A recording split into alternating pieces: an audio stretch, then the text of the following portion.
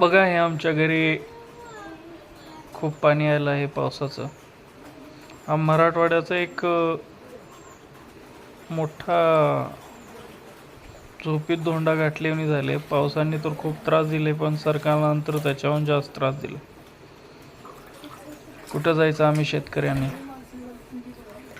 अहो, दवाखाना लागला तर खाजगी दवाखान्यात दाखवायला गेलं तर 12,000 रुपये बिल होते. सरकार आम्हाला 8,000 रुपये देते एकरी. अहो, खाता बियाचेच पैसे निघणार नाही त्याच्यात. आता हे घराचं नुकसान, आमचे लेकरं बाळ बाजूवर झोपलेत. दोन आजोबा आजी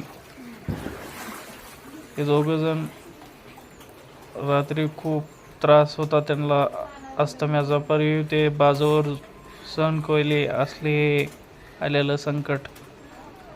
थोडं तर सरकारने मायबापाने तळतळाटीने आमचं शेतकऱ्याचं मराठवाड्यातल्या चांगलं करावे. फडणवीस साहेब, बघा हे